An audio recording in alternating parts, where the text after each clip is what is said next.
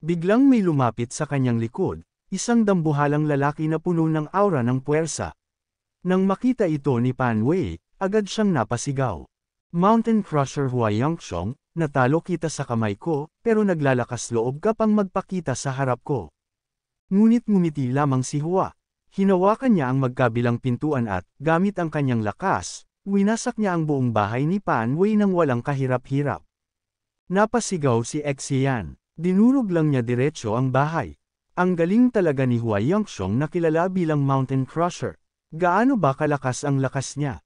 Tinaas ni Pan Wei ang kanyang sandata at seryosong nagsalita. May mga tao pa na nag-aabang para salakayin ako. Lumabas kayo. Agad namang lumabas ang mga kalaban. Isa sa kanila ang nagpakilala ako si Zhang Yang. Narito ako para maghayganti sa nangyari sa nakaraan kong pagkatalo sa espada.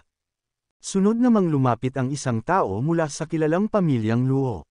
Pan Wei, pumasok ka sa mansyon ng prinsipe sa gabi at ninakaw ang Qingfeng Sword. Sa utos ng emperador, narito ang pamilya ng Luo Yuxiang para kunin ang ulo mo. Sunod-sunod ang labas ng iba pang kalaban. Pan Wei, humanda ka ng mamatay. Pan Wei, malapit na ang wakas mo. Pan Wei, ibalik mo ang aming lihim na yaman. Dahil dito, lalong nag-init ang galit ni Pan Wei. Napasigaw siya. Xian, ikaw na walang hiyang tarantado. Ano ang ginawa mo? Paano mo napasama ang lahat ng mga taong ito?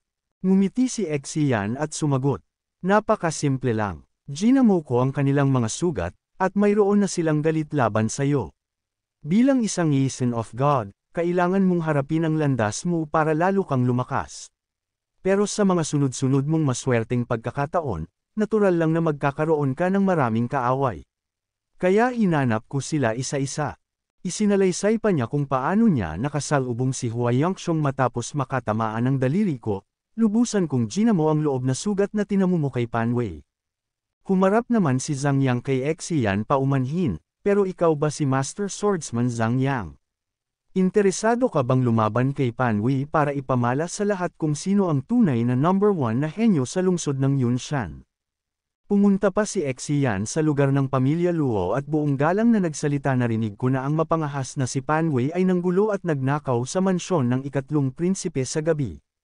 Ako, si Xian, ay isang hamak na tao na may galit sa kanya. Nagpapakumbaba akong ibalik ang espada para sa ikatlong prinsipe.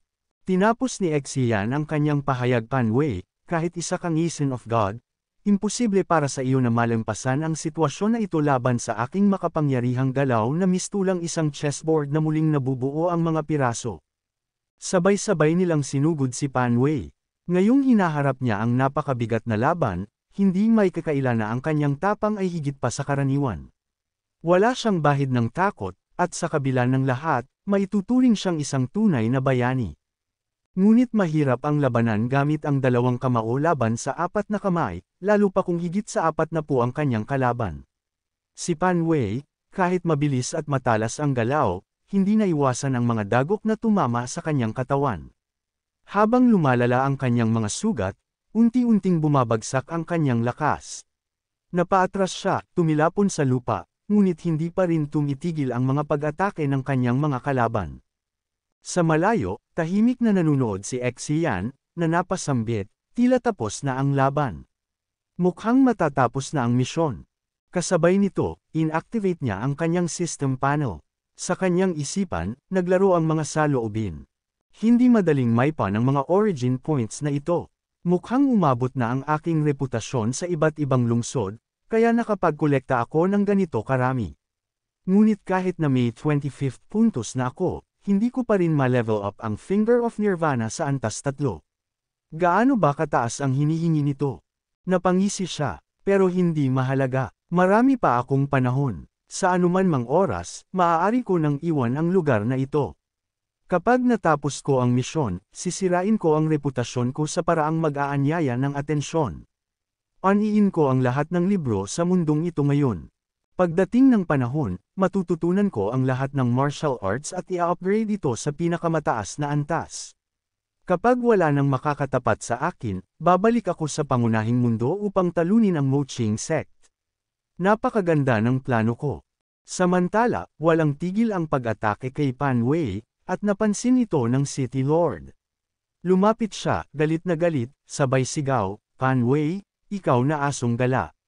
Mamatay ka na. Gamit ang Finger of Vajra, tinamaan niya ang noo ni Pan Wei. Napaluhod si Pan Wei, duguan, at napasigaw.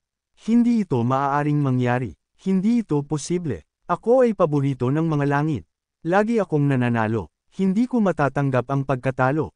Napailing si Xian habang nakatingin sa kanya. Brother Pan, aniya, ang itsura mo ngayon ay talagang nakakaawa, hindi mo ba napapansin? Napahiyaw si Pan Wei, nagdurr ng dugo, sabay sigaw. Zaiyan, ikaw na anak ng demonyong hayop. Labanan mo ako kung may lakas ng loob ka. Lumapit si Xian, may nakakalokong ngiti sa kanyang labi. Ginamit ko ang aking talino upang malampasan ka. Higit kami sa dami kaysa sa iyo, kaya bakit kita lalabanan sa isang patas na duelo? Pagkatapos, itinaas niya ang kanyang kamay. Tapos na ang lahat, dumating na ang iyong oras. Hayaan mo akong wakasan ito. Habang nanginginig at halos wala ng lakas, sumigaw si Pan Wei.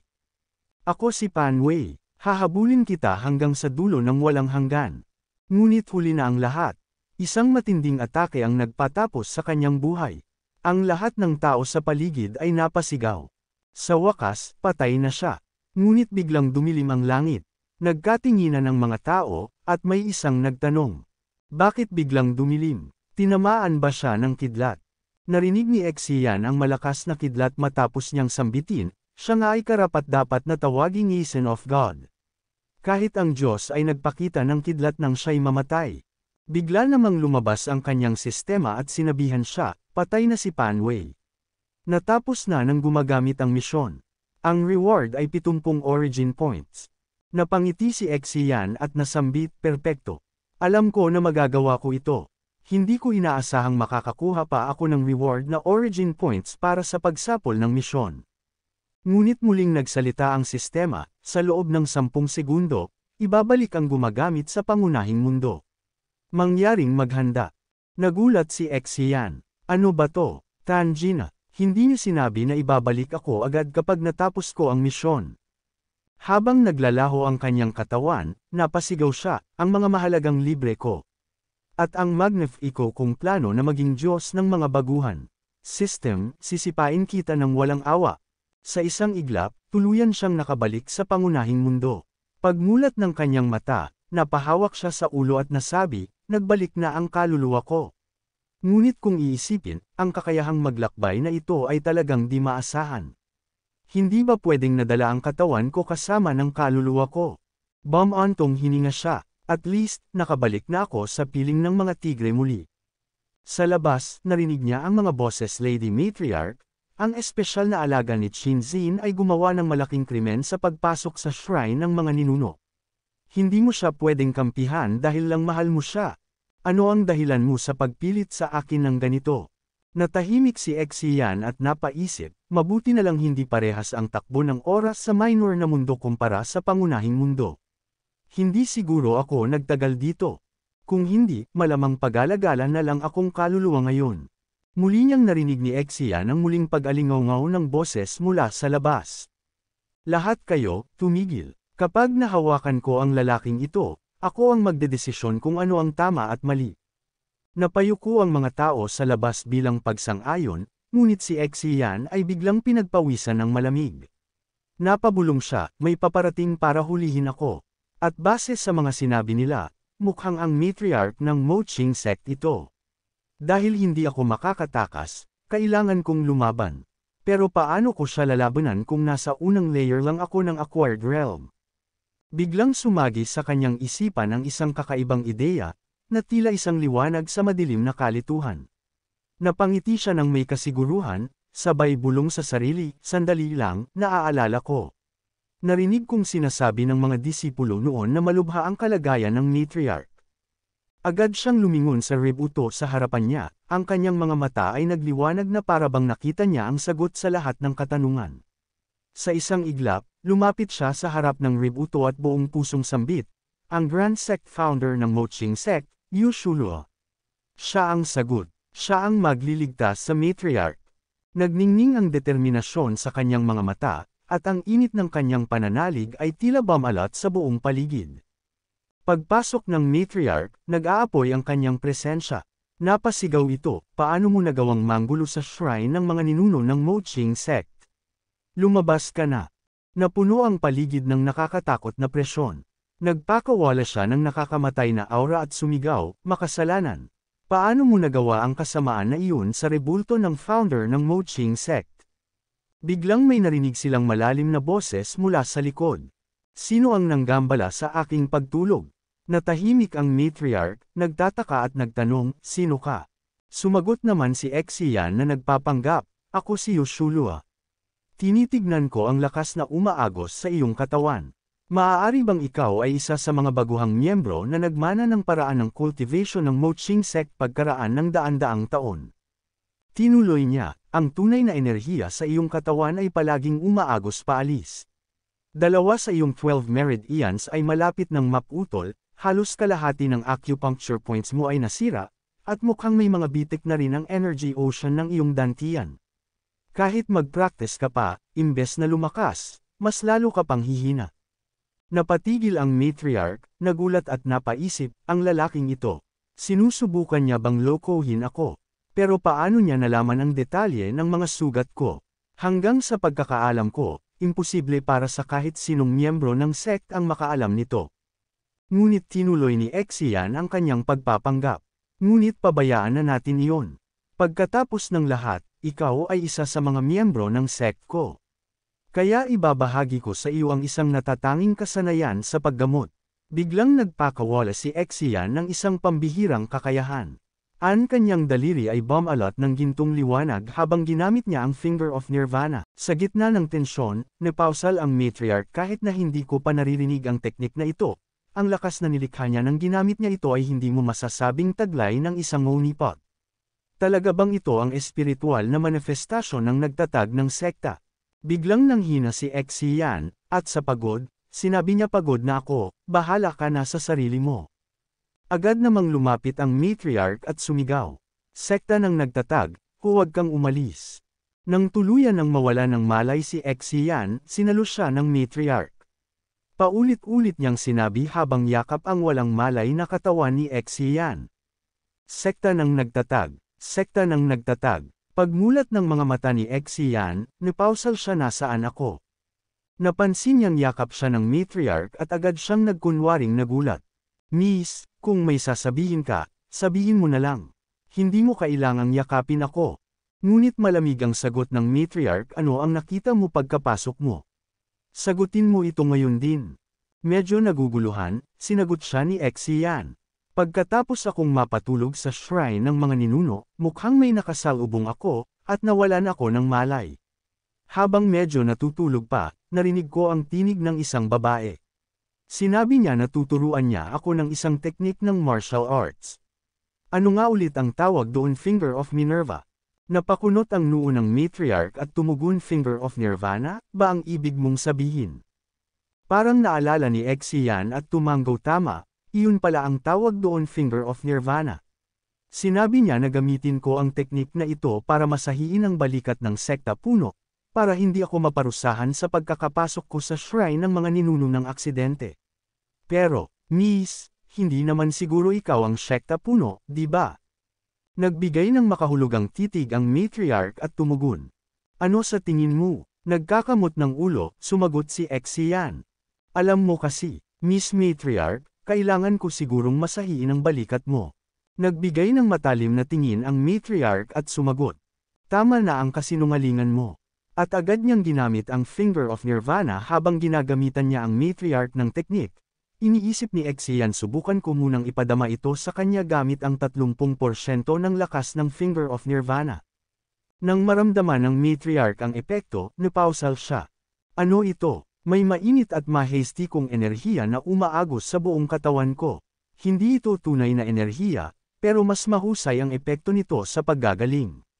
Hindi ka panipaniwala, madali nitong pinalakas ang mga meridian ko na nasira ng looban kong sugat. Biglang samuka ng dugo ang matriarch at sinabi kay Exian.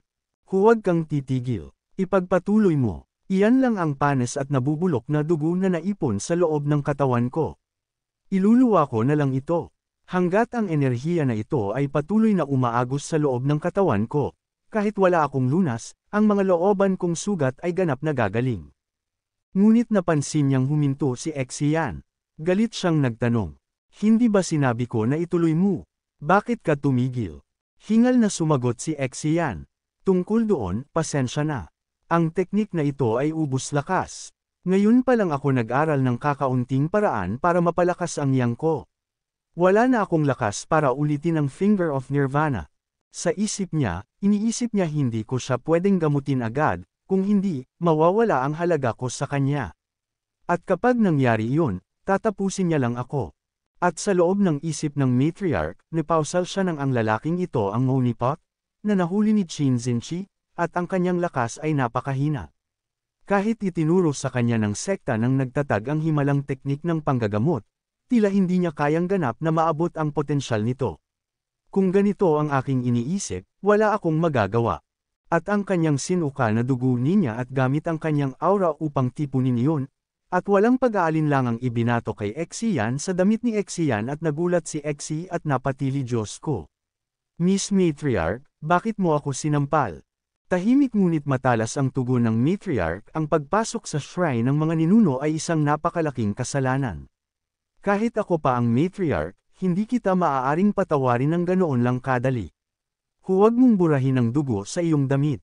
Iyan ang huli mong pag-asa. Napausal si Exian sa kanyang isip ano. Gusto niya akong iligtas. Ano kaya ang naiisip niya? Sa labas ng shrine, naghihintay si Qin Zinchi. Napausal siya sa kanyang isip.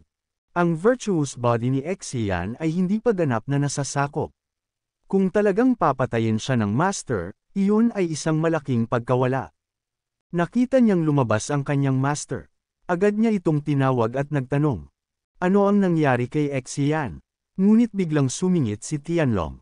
Lady Matriarch, kung hindi mo kayang gumawa ng hakbang dahil natatakot kang masaktan siya, ako na ang maglilinis ng sitwasyon alinsunod sa mga prinsipyo ng Mo Ching sect. Isang malamig na tugon ang binitiwan ng matriarch.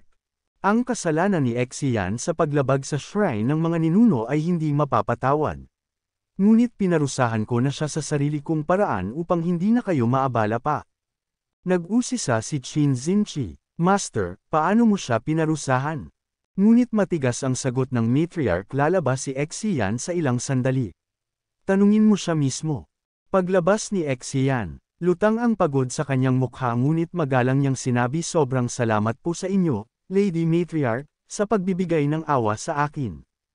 Napasigaw si Qin Zinchi nang makita siya Exian. Napausal ito sa sarili master, kinastre mo talaga si Exian. Ang virtuous body ko, wala na. Biglang sumingit si Enforcer Ye. Buti nga sayo, bata. Ipaaalipan na kita para matapos na ang pagdurusa mo. Ngunit pinigilan siya ng matriarch. Hindi pa pwede. Enforcer Ye, ang bawat pagkakasala ay dapat may malinaw na parusa at gantimpala. Pinarusahan ko na si Exian.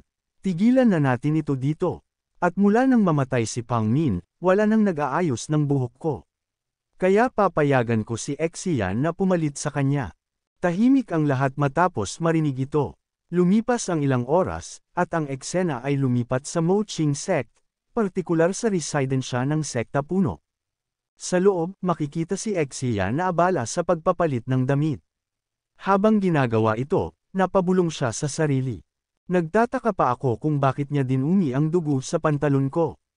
Pero, mukhang ginawa niya lang ito para magkunwari akong nakasugatan.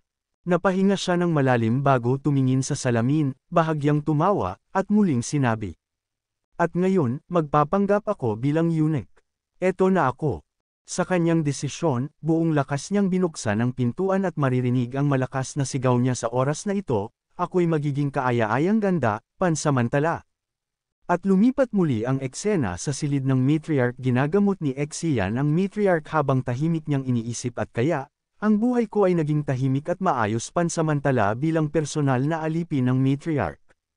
Kamakailan, sa ngalan ng paglilingkod, araw-araw kong ginagamit ang daliri ng Nirvana sa 30% na lakas upang gumaling siya. Ngunit habang mas nakikilala ko siya, natuklasan kong ang matriarch ay tunay na madaling makisama. Ang problema nga lang, Biglang nagwika ang matriarch, tila walang malay na naririnig siya. Saklap pala, pinaglalaanan niya ng damdamin ang ilalim ng akasya ngunit hindi siya alam ng kanyang iniibig. Bakit sa lahat ng tao, ang makatarungang immortal Qing Xuanyi pa ang nakainlaban sa masamang Diyos Chu, ang baliw na buong pusong nakaukol sa martial arts? Napansin din ni Xian na mahilig siyang magbasa ng romance novels. Naway nauunawaan niya ang mga makatarungang babaeng bida rito. Ngunit hindi ba dapat siya isang walang awan na ruthless?